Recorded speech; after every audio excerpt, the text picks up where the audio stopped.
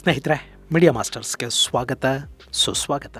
ಗೆಳೆಯರೆ, ಇರಾನ್ ಮತ್ತು ಅಮೆರಿಕದ ನಡುವಿನ ಸಂಘರ್ಷ ಪ್ರತಿದಿನ ಪ್ರತಿಕ್ಷಣ ವಿಚಿತ್ರ ತಿರುವುಗಳನ್ನು ಪಡ್ಕೊಳ್ತಾ ಇದೆ. ಯುದ್ಧ ಮಾಡಲ್ಲ, ಮಾತುಕತೆ ಮಾಡ್ತೀವಿ ಅಂತ ಹೇಳ್ತಲೇ ಎರಡೂ ಕಡೆಗಳಲ್ಲೂ ಯುದ್ಧಕ್ಕೆ ಬೇಕಾದ ತಯಾರಿಗಳನ್ನ ಮಾಡ್ಕೋತಾ ಇದ್ದಾರೆ. ಅಮೆರಿಕ ತನ್ನ ಸೆಂಟ್ರಲ್ ಕಮಾಂಡ್ಗೆ ಎಚ್ಚರಿಕೆಯಿಂದ ಇರೋದಕ್ಕೆ ಹೇಳಿರೋದಷ್ಟೇ ಅಲ್ಲ, ತನ್ನ ಯುದ್ಧ ನೌಕೆಗಳನ್ನು ಕೂಡ ಅಲ್ಲಿ ಹೆಚ್ಚು ಮಾಡ್ಕೊಳ್ತಾ ಹೋಗ್ತಾ ಇದೆ. ಈ ಮೂಲಕ ಇರಾನ್ ವಿರುದ್ಧ ಯಾವುದೇ ಕ್ಷಣದಲ್ಲಿ ದೊಡ್ಡ ದಾಳಿಗಳನ್ನ ಸಂಘಟಿಸೋದಕ್ಕೆ ಸಾಧ್ಯ ಆಗೋ ಹಾಗೆ ಪರಿಸ್ಥಿತಿಯನ್ನ ಅಮೆರಿಕ ನಿರ್ಮಾಣ ಮಾಡ್ತಾ ಇದೆ. ಇನ್ನು ಇರಾನ್ ಕೂಡ ತನ್ನ ಮಿಸೈಲ್ ಶಕ್ತಿಯನ್ನ ಹೆಚ್ಚು ಮಾಡ್ಕೋತಾ ಇದೆ. ಅಂಡರ್ ಗ್ರೌಂಡ್ ಟನಲ್ಗಳಲ್ಲಿನ ಮಿಸೈಲ್ಗಳು ಈಚೆಗೆ ಬರ್ತಾ ಇವೆ. ಹಾಗೆ ಏರ್ ಡಿಫೆನ್ಸ್ ಅನ್ನ ಹೆಚ್ಚು ಮಾಡ್ಕೊಳ್ಳೋ ಕಡೆಗೆ ಕೂಡ ಇರಾನ್ ಗಮನವನ್ನು ಕೊಡ್ತಾ ಇದೆ. ಇದರ ಜೊತೆಗೆ ಇರಾನ್ ಒಂದು ಹೊಸ ಆಟ ಕಟ್ಟಿದ್ದು, ಅದರಿಂದ ಪಶ್ಚಿಮ ಏಷ್ಯಾದಲ್ಲಿರುವ ಅಮೆರಿಕದ ಸೈನಿಕರು ನಿದ್ದೆಗೆಡೋ ಥರ ಆಗ್ತಾ ಇದೆ. ಹಾಗಾದ್ರೆ ಏನಿದು ಇರಾನ್ನ ಮಾಸ್ಟರ್ ಪ್ಲಾನ್? ಇದರಿಂದ ಅಮೆರಿಕನ ಮಣಿಸೋದಕ್ಕೆ ಸಾಧ್ಯ ಆಗುತ್ತಾ? ಬನ್ನಿ ನೋಡೋಣ.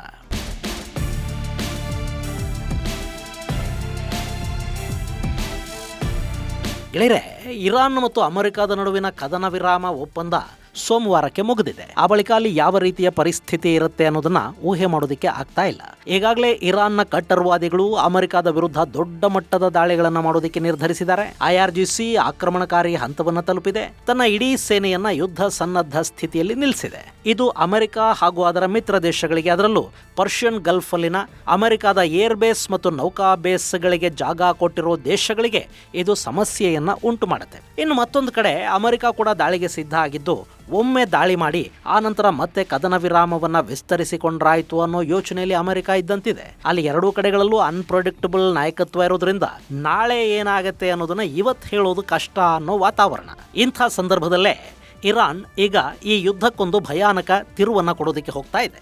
ಇಲ್ಲಿ ಇರಾನ್ ತನ್ನ ಆಯುಧ ಶಕ್ತಿಯನ್ನ ಹೆಚ್ಚು ಮಾಡ್ಕೋತಾ ಇರೋದು, ನೆಲದಾಳದಲ್ಲಿನ ಆಯುಧಗಳನ್ನ ಮತ್ತೆ ಜೋಡಿಸ್ಕೊಳ್ತಾ ಇರೋದು, ದಾಳಿಗೀಡಾಗಿದ್ದ ಟನಲ್ಗಳನ್ನ ದುರಸ್ತಿ ಮಾಡ್ಕೋತಾ ಇರೋದು, ರಷ್ಯಾದ ಸಹಾಯ ಪಡ್ಕೊಂಡು ಏರ್ ಡಿಫೆನ್ಸ್ ಶಕ್ತಿಯನ್ನ ಹೆಚ್ಚು ಮಾಡ್ಕೋತಾ ಇರೋದು, ಚೈನಾದ ಆಯುಧಗಳನ್ನ ಡಂಪ್ ಮಾಡ್ಕೊಳ್ತಾ ಇರೋದು, ಇದೆಲ್ಲ ಕೂಡ ಅಲ್ಲಿ ನಿರಂತರವಾಗಿ ನಡೀತಲೇ ಇದೆ. ಅದು ಅಮೆರಿಕಾಗೆ ಗೊತ್ತಿದೆ. ಆದ್ರೆ ಇದಕ್ಕಿಂತ ಭಯಾನಕವಾದ ಮತ್ತು ಅಮೆರಿಕದ ಸೈನಿಕರು ಬೆಚ್ಚಿ ಬೀಳುವಂತಹ ಹೇಳಿಕೆಯೊಂದು ಇರಾನ್ನಿಂದ ಹೊರಬಿದ್ದಿದೆ.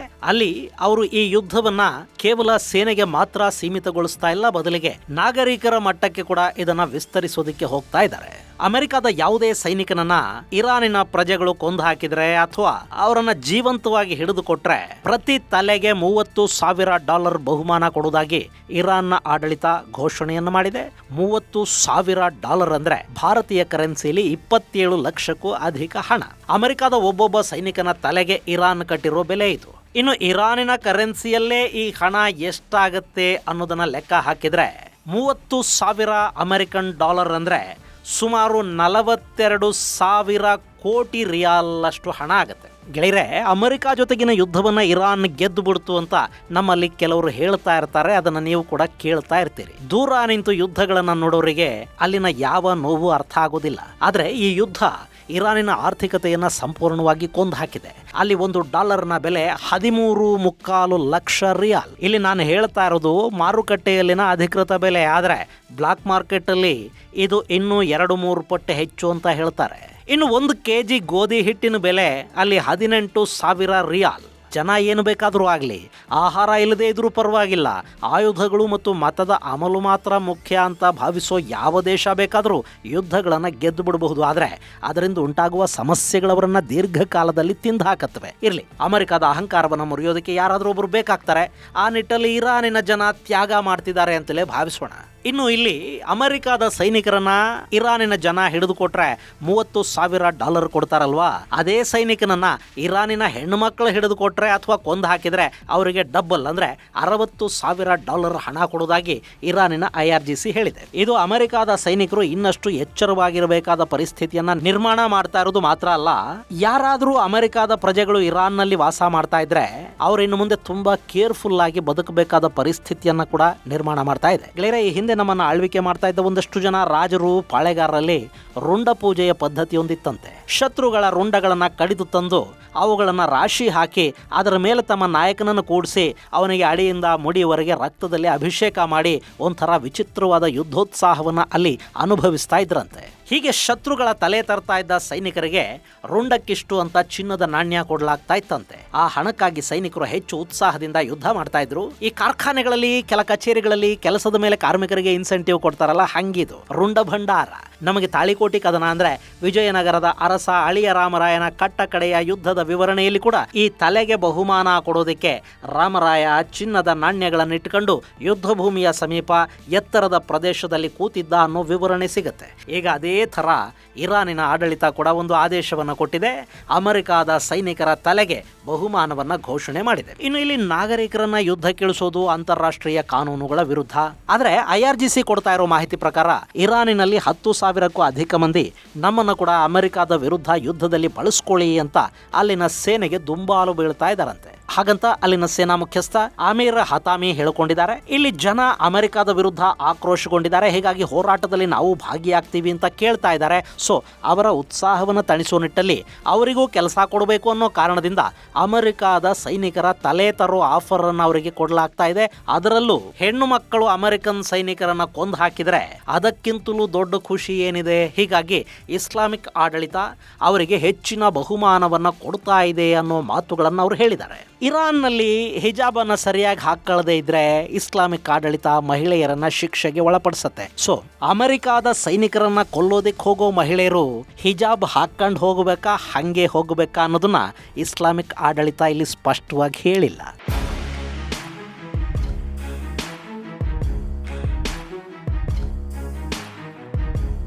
ಗೆಳೆಯರೆ, ಇರಾನ್ನ ಬೀದಿಗಳಲ್ಲಿ ಡೊನಾಲ್ಡ್ ಟ್ರಂಪ್ ಅವರನ್ನ ಕೊಲ್ತಾ ಇರೋ ಹಾಗೆ ಭಿತ್ತಿ ಚಿತ್ರಗಳು, ಬಿಲ್ ಬೋರ್ಡ್ಸ್ ಕಾಣಿಸ್ತಾ ಇವೆ. ಹಾಗೆ ಫ್ರಾನ್ಸ್ ಅಧ್ಯಕ್ಷ, ಇಟಲಿ ಪ್ರಧಾನಿ, ಇಸ್ರೇಲ್ ಪ್ರಧಾನಿಯನ್ನು ಕೂಡ ಕೊಲ್ಲೋದಕ್ಕೆ ಅಲ್ಲಿ ಫತ್ವಾ ಹೊರಡಿಸಲಾಗಿದೆ. ಟ್ರಂಪ್ ಅಂತೂ ಎಲ್ಲೇ ಇರಲಿ ಅವರನ್ನ ಕೊಂದು ಹಾಕ್ತೀವಿ ಅಂತ ಇರಾನಿನ ಸಾಕಷ್ಟು ನಾಯಕರು ಬಹಿರಂಗವಾಗಿ ಹೇಳ್ತಾ ಇದ್ದಾರೆ. ಅವ್ರು ಹುಟ್ಟಿಸ್ತಾ ಇರೋ ಈ ಭಯ ಎಷ್ಟರ ಮಟ್ಟಿಗಲ್ಲಿ ಕೆಲಸ ಮಾಡ್ತಾ ಇದೆ ಅಂದ್ರೆ, ನ್ಯಾಟೋ ಸಭೆಗೆ ಅಂತ ಟರ್ಕಿಗೆ ಬಂದಿದ್ದ ಟ್ರಂಪ್ ಅಲ್ಲಿಂದ ವಾಪಸ್ಸು ಹೋಗುವಾಗ ವಿಮಾನಗಳನ್ನೇ ಬದಲಿಸಬೇಕಾಗಿ ಬಂತು. ಹೀಗಿರುವಾಗ ಅಮೆರಿಕಾದ ಸೈನಿಕರನ್ನ ಕೊಂದು ಹಾಕಿ ಅನ್ನೋ ಆದೇಶ ಮತ್ತು ಅದಕ್ಕಾಗಿ ಫಿಕ್ಸ್ ಆಗಿರೋ ಹಣ ಸೈನಿಕರಲ್ಲೊಂದು ಆತಂಕವನ್ನ ಖಂಡಿತ ಉಂಟು ಮಾಡುತ್ತೆ.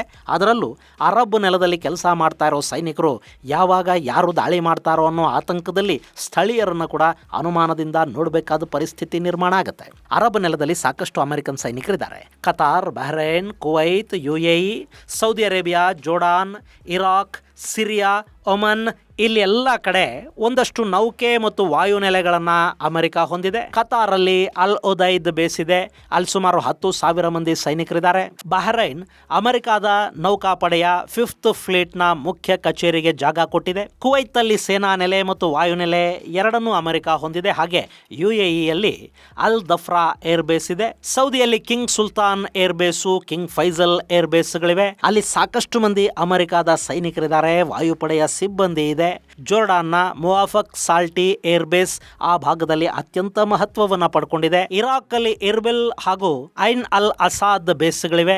ಸಿರಿಯಾದಲ್ಲಿ ಅಲ್ ತನಾಫ್, ಒಮನ್ನ ಡುಕುಂ ಪೋರ್ಟುಗಳಲ್ಲಿ ಅಮೆರಿಕಾದ ನೆಲೆಗಳಿವೆ. ಸೊ ಇರಾನ್ನ ಸುತ್ತ ಇರುವ ಈ ಪ್ರದೇಶಗಳಲ್ಲಿ ಅಮೆರಿಕಾದ ದೊಡ್ಡ ಸೈನ್ಯ ಜಮಾವಣೆ ಆಗಿದೆ. ಹಾಗೇನೆ ಅಲ್ಲೆಲ್ಲ ಇರಾನ್ನ ಪ್ರಾಕ್ಸಿಗಳು ಕೂಡ ಇದ್ದಾರೆ. ಸೊ ಆ ಪ್ರಾಕ್ಸಿಗಳೇನಾದ್ರೂ ಅಮೆರಿಕ ಪಡೆಗಳ ಮೇಲೆ ದಾಳಿಗಳಿದ್ರೆ ಅಥವಾ ಆ ದೇಶಗಳಲ್ಲಿರುವ ಈ ಇರಾನಿನ ಇಸ್ಲಾಮಿಕ್ ರೆಜಿಮ್ ಪರ ಇರೋ ಜನ ಅಮೆರಿಕ ಸೈನಿಕರ ಮೇಲೆ ದಾಳಿಗೆ ಮುಂದಾದರೂ ಕೂಡ ಅಲ್ಲಿ ಭಾರಿ ಪ್ರಮಾಣದಲ್ಲಿ ನಷ್ಟ ಸಂಭವಿಸುವ ಸಾಧ್ಯತೆ ಇರುತ್ತೆ. ಕತಾರ್, UAE, ಸೌದಿ ಅಂತ ದೇಶಗಳಲ್ಲಿ ಈ ದಾಳಿಗಳು ಕಷ್ಟ ಆಗಬಹುದು. ಆದರೆ ಇರಾಕ್, ಜೋರ್ಡಾನ್, ಸಿರಿಯಾದಂತಹ ದೇಶಗಳಲ್ಲಿ ದಾಳಿಗಳನ್ನ ತಡೆಯೋದಿಕ್ಕೆ ಸಾಧ್ಯ ಆಗೋದಿಲ್ಲ. ಸೊ ಇಲ್ಲಿ ಇರಾನಿನ ಸೇನಾ ಮುಖ್ಯಸ್ಥ ಯಾವ ಭಾಗದಲ್ಲಿರುವ ಅಮೆರಿಕಾದ ಸೈನಿಕರ ತಲೆ ತರಬೇಕು ಅಂತ ಸ್ಪಷ್ಟವಾಗಿ ಹೇಳದೇ ಇರೋದು ಕೂಡ ಈಗ ಸಮಸ್ಯೆ ಹೆಚ್ಚಾಗೋದಕ್ಕೆ ಕಾರಣ ಆಗ್ತಾ ಇದೆ. ಗೆಳೆಯರೆ, ಈಗಾಗಲೇ ಈ ಯುದ್ಧ ಶುರುವಾದ ಸಮಯದಿಂದ ಇಲ್ಲಿವರೆಗೆ ಸುಮಾರು 17 ಮಂದಿ ಅಮೆರಿಕಾದ ಸೈನಿಕರು ಸಾವಿಗೀಡಾಗಿದ್ದಾರೆ. ಇದು ಇರಾನ್ ನಡೆಸಿದ ದಾಳಿಗಳಿಂದ ಆಗಿರೋ ಸಾವು ನೋವಿನ ಲೆಕ್ಕ.